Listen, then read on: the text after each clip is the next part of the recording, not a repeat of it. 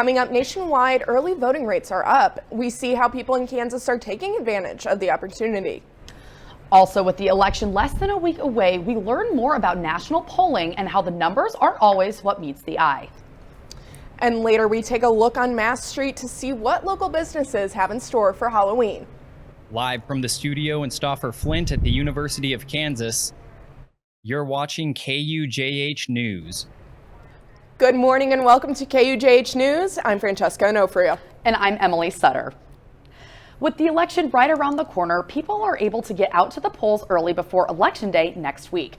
Kara Lyons has more at the Lead Center about early voting here in Lawrence. Beginning this past week, voters were able to get out to the polls early, and residents in Douglas County are taking advantage of this opportunity. At our facility, it's been constant since we opened, and it's not like we have a big rush and a line out the door. It's just continual. Douglas County has provided many opportunities to vote early this election. One of the in-person locations is here at the Lead Center Pavilion. Many people use this as an opportunity to avoid the chaos that is on Election Day. I like voting early to beat the rush of voting. I feel like it's more chaotic, and just being around a large group kind of gives me anxiety. This opportunity can provide multiple benefits for those who decide to vote early, especially with how convenient it is. It's convenient. I love being able to run over here to the Lead Center and vote on my lunch break, so I just really appreciate having multiple options when it comes to voting here in Douglas County. It also provides voters a chance to brush up on the candidates and issues on the ballot. If you're voting early, I feel like you are putting in the effort to look the candidates up and see who would actually benefit and improve our society. The temporary voting center is also accommodating to those with disabilities. There is a machine for those who are hard of hearing, as well as curbside voting. Early voters have the option of voting at the Flory Meeting Hall at the Douglas County Fairgrounds, St. Margaret's Episcopal Church, or at the county election office located on 23rd Street. For KUJH News, I'm Kara Lyons. Thanks, Kara. Great to see people exercising their right to vote and ensuring their vote is on time for this big election. Every election cycle, many rely on polls to see if their favorite candidate is winning. But where do these numbers come from? The answer, statistics. It is impossible to conduct a survey of the whole voter population, so pollsters survey a small group of people instead. To get an accurate percentage, a good survey will sample around 1,000 people. For that 1,000 people, there is about a 3% margin of error. For example, let's say a poll has candidate 1 at 49% and candidate 2 at 51%. The adjusted margin of victory would be between 5 and 11%. So candidate 1 is actually polling between 46 and 52%, whereas candidate 2 is polling between 48 and 54%. 1 point equals 2%, 2 points equals 4%, and so on. So pollsters would say candidate 1 is down by 1 point or candidate 2 is up by 1 point. Kat Romanova, a visiting assistant professor of communication studies, shares why polls aren't always an accurate representation of our whole country. We're seeing the poll, like, where is it coming from? What's the source? Was it a CNN poll, or was it like a Fox News poll? Was it the poll that where they sampled the national population, like the whole population of the US, versus was it just among Fox News viewers or CNN viewers, right? Because it will tell us completely different things. Romanova also said, when you're looking for a poll to trust, it's important to look at how many people were surveyed, when the poll was conducted, what type of questions were asked, and what the margin of error is. Almost all news organizations run their own polls. If you're looking for a place to check local, state, or national polls, you can visit your state's Secretary of State website. In Kansas, you can get that information at sos.ks.gov. Last year, one local high school raised $2,500 for their science department. This year, Lawrence High School is back with another fun Halloween event for the community while also sharing their love for science.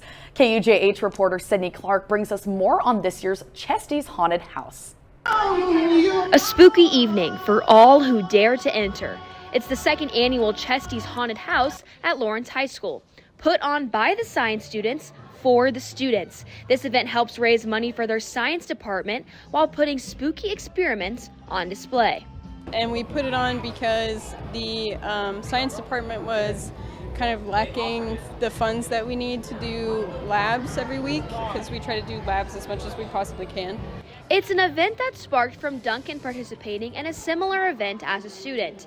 And with the help of other faculty, this spooky science haunted house has made its way inside the school's halls. Each student conducts their own science experiment, and the evening is filled with fun Halloween costumes, candy, and even some liquid nitrogen ice cream. I think this is a lot more hands-on, and like you are learning while doing it, but it's also like you get to see the chemistry like in action instead of just writing it down on a worksheet, which I think is a lot more fun. And with the help of KU's chemistry department, who donated supplies like liquid nitrogen and hydrogen peroxide, LHS students were able to do fun experiments, all in efforts to help spread learning of science into the community. So the kids that volunteer are really excited about explaining it to them. If you go around and kind of listen to all their explanations, you feel like kind of a sense that they have like an ownership of the science that they're putting in front of the kids, which is really cool. And the young scientists, more importantly, get to take what they learned in the classroom and put it to the test. I think it's really beneficial just like getting out and doing something like science related outside of school, because like you not only like learn about new science, but you get to like interact with people in the community and also just like do something fun for your school. The money raised from this year's haunted house will go towards providing new equipment and materials needed for experiments. For KUJH, I'm Sydney Clark. Thanks, Sydney. What a fun event for the science students to put on for the community to get in the Halloween spirit. In the world of live entertainment, podcaster and TikTok sensation Jake Shane made his way to Lawrence for a live show. Welcome to Therapist Live, everyone! TikTok star Jake Shane stopped at Liberty Hall last night on the live tour of his podcast Therapist. Having developed a fan base of millions who tune in for his mix of comedy, therapy, and chaos, Jake Shane didn't disappoint. The brand that Jake Shane has built has an underlying theme. He has created catchphrases and nicknames based on an octopus-obsessed brand. Hint the name, Therapist. Therapist with Jake Shane loosely follows the format of a therapy session, with typically a rotating guest star co-host. Fans write in and share their problems. Jake then prescribes them a pop culture remedy to help soothe the issue. Local fans were shocked to see that one of the 21 cities he's visiting was right here in Lawrence, Kansas. I'm super excited to see Jake Shane in person because I've been watching him for so long. I'm most excited for the Tell Me What's Wrong. After a night of laughs and some advice some didn't know they needed, Therapist with Jake Shane was one of those shows that fans won't forget. If you missed his show yesterday, you can catch his content on his social media pages. Lately, the weather has been all over the place, with storms last night to cool fall weather this morning.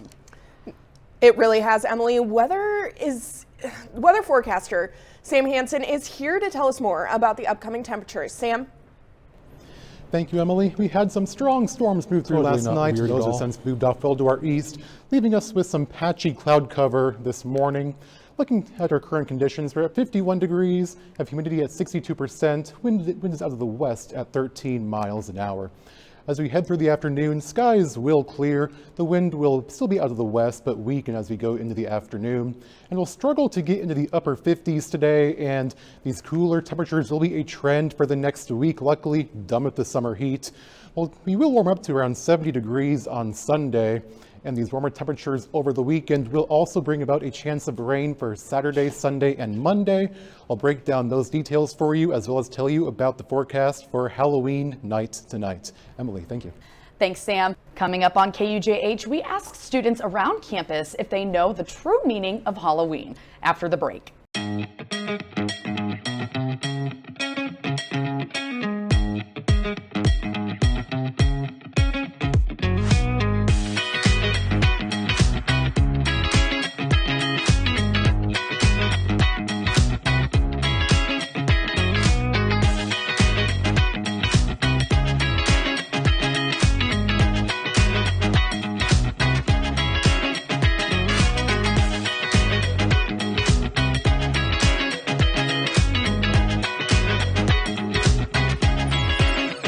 champions deserve a clean campus.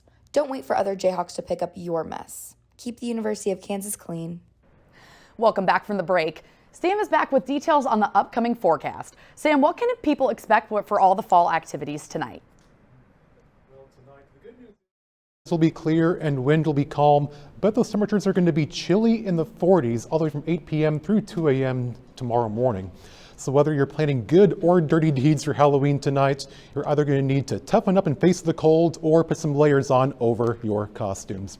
Taking a look at the satellite and radar right now, we can see well off to our east we have the line of storms and showers along the cold front that impacted our area last night. As well off, we're in the cooler temperatures now. Zooming in here locally to Lawrence, we have clearing skies. If you look a little bit off to the east in Missouri, you can see something interesting. Due to all the wind shear, you have clouds aloft moving to the northeast, clouds below moving to the east. That is fun to see, in my opinion. Taking a look at temperatures right now, we're at 52 here in Lawrence, a bit warmer in Ottawa at 54, and Kansas City is the coolest over at 51 degrees. Now, as we head into tomorrow and into the weekend, tomorrow will be a very nice fall day. 65 degrees, sunny skies, but then Saturday and Sunday is when we get those rain chances heading into our area, again with the cooler temperatures sticking around a bit longer. Putting this into motion, rain chances begin really Saturday morning all through the entire day Monday and maybe the early Tuesday morning as well. And this could create actually some chances for some flooding. Even though we are in a big drought because the ground is not used to handling all that moisture, especially down in southeast Kansas, we could see some flooding concerns. So they're expecting maybe up to and over 8 inches of rain down in southeast Kansas, southwest Missouri. Here in Lawrence, looking more toward the 2 to 4 inches of rain range, but still that is about 3.5 inches more than we had for the entire month of October almost. So a nice change of pace coming over the next 3 to 5 days. This will impact the men's basketball game against Howard on Monday, as there will be that chance for showers from all the way from pregame through the final buzzer. So again, either gonna have to face that rain or bring some layers with you to Allen Fieldhouse Monday for that 7 p.m. tip-off. Taking a look at our 7-day forecast, again, happy Halloween tonight. High at 59 degrees, partly cloudy skies. Sunny tomorrow and 65 with those rain chances beginning on Saturday. And then as we get into next week, past Monday, temperatures in the low 60s, back with some sunshine. Back to you guys. Thanks, Sam. Hopefully everyone can enjoy trick-or-treating with good weather. Emily, what do you think? I was a little surprised this morning in my short sleeve. I was a little chilly, but I feel like this is one of the first Halloweens we've had in a while with some pretty decent weather. What do you think? That's exactly what I was thinking. I remember there's been hail, there's been snow, there's been rain, and now there's sun. Thank goodness. What are you dressing up as tonight? I am going to be a minion. Perfect, amazing costume. I love it. I am going to be Men in Black with one of my friends. So awesome. I'm excited. We're going to dress up and we'll get to celebrate Halloween tonight. Awesome. I know Halloween has a ton of history. So Halloween began over 2,500 years ago and it's celebrated nationwide. But what is the Lawrence population doing for Halloween? And how did the holidays tradition begin? KUJH's Prescott Deckinger went to the streets for answers. Trick or treat, it's Halloween. October 31st is a day full of scary festivities. But what is the Lawrence population planning to do on this spooky night? I went down to Mass Street to find out. What are you planning on doing this Halloween? I'm going to take my kids trick-or-treating. Probably just staying home and handing out candy to trick-or-treaters like we do every year. I might go on a run through the graveyard. So me and my friends are always dressing up, doing something, and just going to house parties and stuff like that. This Halloween, I don't have any specific plans yet. We went out to the bars on Friday night, and that's pretty much it. Millions of Kansans celebrate Halloween, but how did the holiday begin? I asked students on campus if they had any ideas. It started as All Saints Day, didn't it? It was like they dressed up as like spirits and ghouls and ghosts to like scare away all the bad spirits before All Saints Day. Maybe some people dressed up and started handing out candy and scaring people for fun. I really don't know, I'm not gonna lie. I'm assuming it was a part of some religion that, got modernized by candy and houses and trick-or-treating. Probably something ancient and like super spooky, I would hope. Halloween originated from Samhain, an ancient Celtic festival that celebrated the end of harvest season. While most students didn't know Halloween's origins, they still enjoy partaking in the festivities.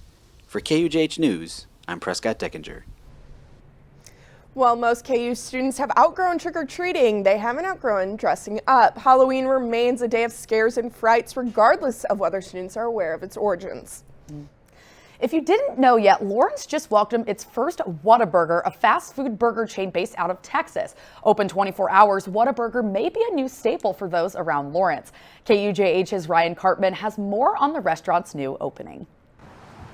Lawrence's first Whataburger opened last Monday, concluding a 2-year process for the franchise. With multiple locations already in operation throughout the Kansas City metro area, many people throughout Lawrence thought it was only a matter of time before one came to town.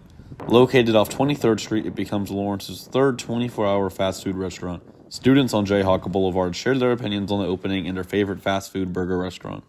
Honestly, I'm kind of excited. You know, it's open pretty late. I like late night snacks. Honestly, I've never been to Whataburger, so I don't really have an opinion. I'm definitely down to try it. I mean, I'm not from Kansas, I'm from the West Coast, so I've never had it, but I've heard it's pretty good, so I'm excited for it. My favorite fast food burger place is probably, I'm gonna say Wendy's. You know, the biggie bag, it's kind of unbeatable, honestly. Wendy's because of the 4 for $4 deal. I think that's pretty nice. In-N-Out for sure. After getting the opinion of students on Jayhawk Boulevard, I thought I should come here to Whataburger to see for myself exactly what customers thought of their overall experience. Yeah, it's pretty good. I've only ever been to Whataburger in Kansas City and then down in the South, so it's nice to have it here. I would give my experience an 8 out of 10 because I did try something new. I'm a picky eater, and I got the patty melts, and I really liked it. I mean, it was good. It was good. Everything went pretty smoothly. I'm excited they're here. I travel around the country. I usually stop at Whataburger when I'm traveling, so it's nice to have it here at home now. Well, what a day it is to be a burger fan in Lawrence. Reporting for KUJH News, I'm Ryan Cartman. Thanks, Ryan. It's been well documented throughout Kansas City that Chiefs quarterback Patrick Mahomes has helped bring Whataburger to the area. The franchise group that operates Lawrence's Whataburger, KMO Burger, happens to be the same group that Mahomes is part of. Halloween night is almost upon us, and downtown Lawrence is celebrating in style with an evening of trick-or-treating at your favorite businesses. KUJH's Cameron McCrory is live in downtown Lawrence ahead of tonight's festivities. Cameron, what can the people look forward to? Francesca, happy Halloween, and let me tell you, there is definitely some good spooky energy brewing down here. You can see it's still pretty calm, but just wait until tonight when hundreds of families and kids will swarm these streets ready to get their trick-or-treat on. It's an annual tradition in downtown Lawrence. It's just pure joy. A chance for the community to show off their spooky side. Like just seeing the stories of what people come up with their costumes, because some of them are handmade or people just go spirit or whatever, but people put some effort when they do the trick-or-treating down here. When businesses open up their doors to share tricks and treats with their visitors. I know we've got a pretty good big bowl of candy every year down here. A day when dressing up becomes the norm. Everyone usually dresses up, everybody that works downtown, I've noticed, also dresses up besides just the kids, just because it adds more to it. With ways that the whole family can get in on the fun. People are welcome to come back here and take some photos with our Beetlejuice ball. And even their furry friends. People will not just dress up the kids, but usually their dogs and stuff as well, so it's always a lot of fun. It's a journey that never gets old, especially for this longtime Lawrence resident. The trick-or-treating's been going on, like I said, for a really long time. Personally, I'm 26 and I've been doing it since I was 6 years old, so it's been around for a long time. Tonight, trick-or-treaters will gather down by South Park and then around 5 p.m. head down Mass Street, going into businesses and getting candy, going about till 7 or 8 p.m. or really until the businesses run out of candy. Live in downtown Lawrence for KUJH News, I'm Cameron McCrory. Back to you in the studio. Thanks, Cameron. It's nice to see that Mass Street is continuing Halloween traditions for families to enjoy the holiday downtown. And next on KUJH Sports, the KU men's basketball team has started an exhibition play. We get an inside look on how the Jayhawks have performed. The World Series concluded last night, and we will tell you about how fans intervened in Game 4. You may not hear it at first, but it's there. Our chant, rising.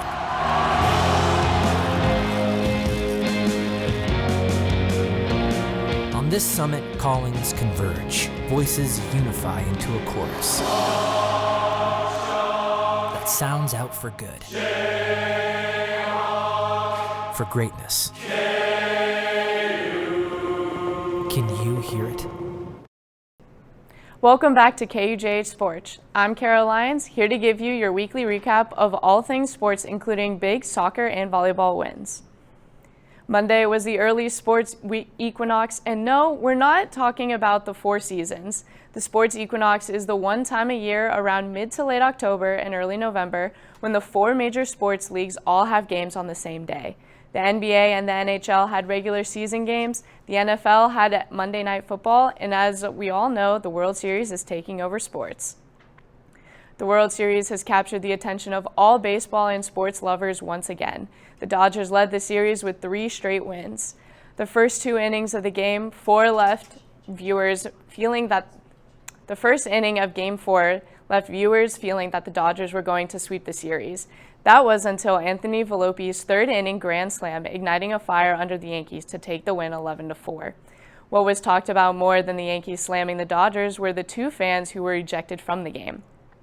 Dodgers right fielder Mookie Betts leaped at the wall in foul territory and caught Gleyber Torres' pop-up in the first inning.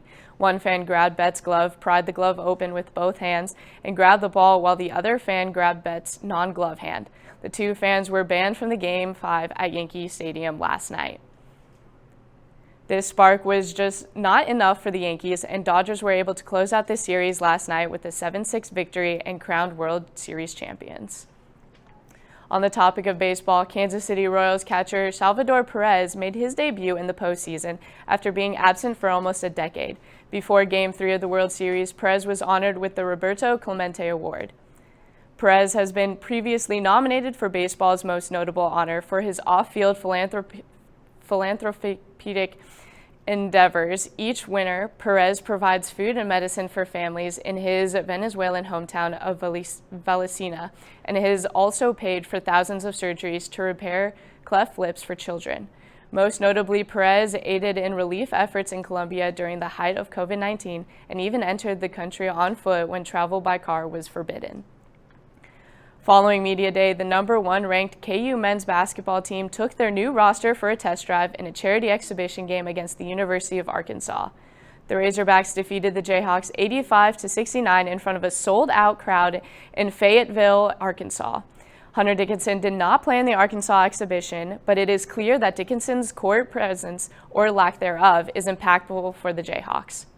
On Tuesday night, the Jayhawks hosted their second and final exhibition of the season against the Washburn University without Dickinson. In the team's 84-53 win over Washburn, less covered players stepped up to bring home the win in Dickinson's absence. David Colt, Zeke Mayo, Rylan Griffin, and Flory Bidonga all put up double digits in the game, providing they were worth the watch. The team also displayed its power behind the arc, completing more three-pointers in the first half than the game total in all, but one of its conference games last season. The Jayhawks will open the 2024-25 regular season by hosting an HBCU opponent for the second time ever in honor of Kansas alum and legendary coach John McClendon and the McClendon Leadership Initiative. The Jayhawks will take on Howard University here at home. Make sure to tune in to ESPN Plus on Monday night at 7 to catch the Jayhawks take on the Bison. Before the women's team got to showcase their new roster against an opponent, sophomore guard Samaya Nichols was named one of 50 players on the 2024-25 Jersey Mike's Naismith Women's Player of the Year watch list. The recognition likely comes as a result of Nichols' standout freshman season, where she led the Jayhawks in scoring at 15.4 points per game and set new freshman records for free throws and free throw attempts at 166 and 201, respectively. Nichols also put up double digits in 29 of 33 games, where she clocked in at 20 or more points in 9 of said games. The Lady Jayhawks will make their debut on the court this Friday in an exhibition game against Washburn University.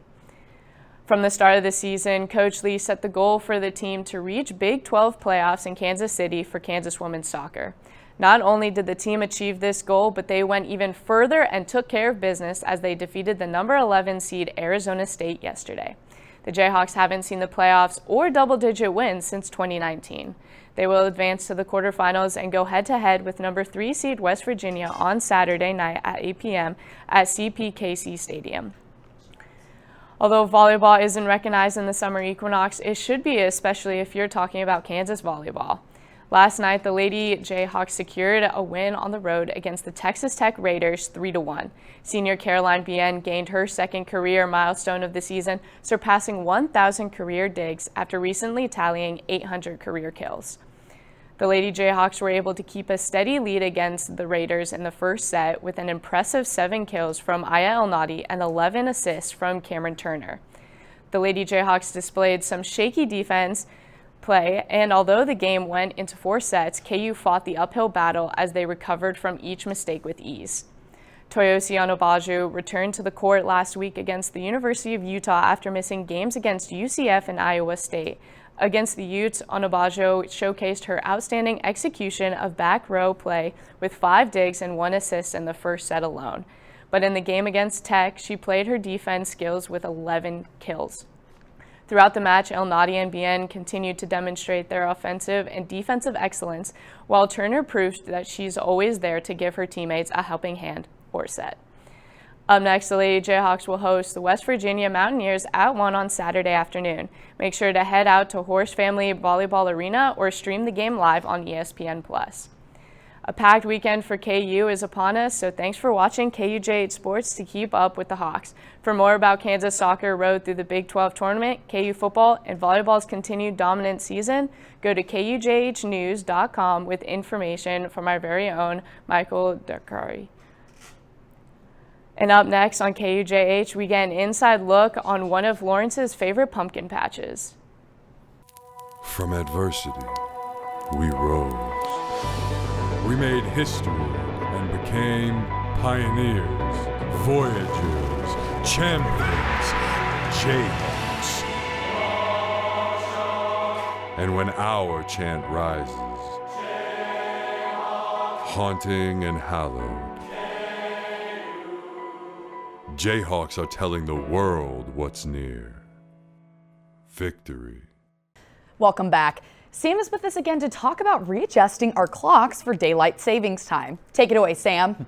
Yes, thank you, Emily. If you're not aware, this Sunday is daylight savings time. We will be falling back 1 hour, meaning that you'll get 1 more hour of sleep. And if you're anything like me, I know I enjoy it being dark at 5 p.m. myself, so I'm going to be very happy on Sunday nights. Now, I do have a lot of concerns for some upcoming sporting events, including the women's tennis, the TCU Invitational, women's rowing, volleyball, men's golf, all look to be impacted by showers either tomorrow, or Saturday, or Sunday. But women's basketball, their first game on Wednesday looks good, as well as volleyball for their event on Wednesday as well.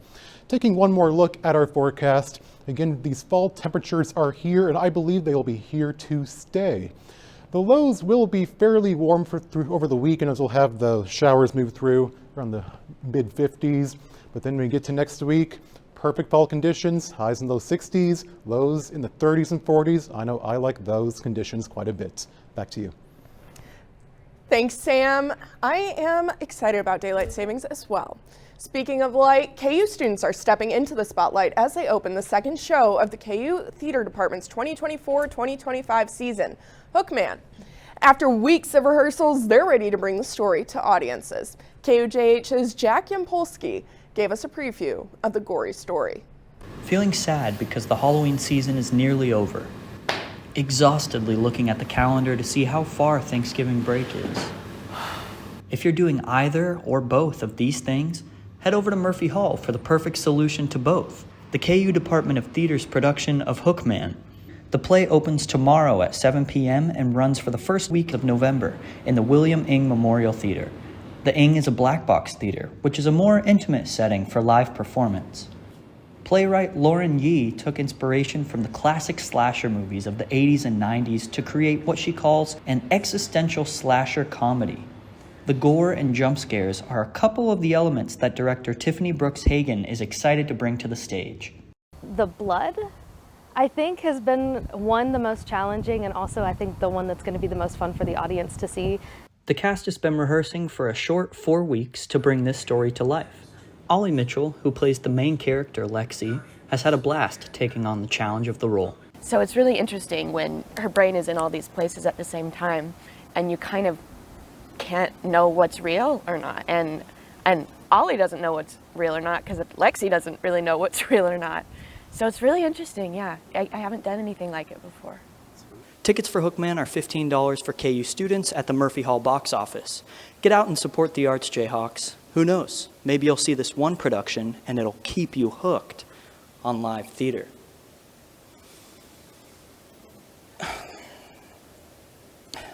For KUJH News, I'm Jack Yampolsky. This is the last major production of the semester, so don't miss your chance to see the talent on campus. If you're still looking for something fun to do to celebrate Halloween this weekend, there is a pumpkin patch located in Lawrence that has more than just pumpkins. Our own Lindsay Ryan has more.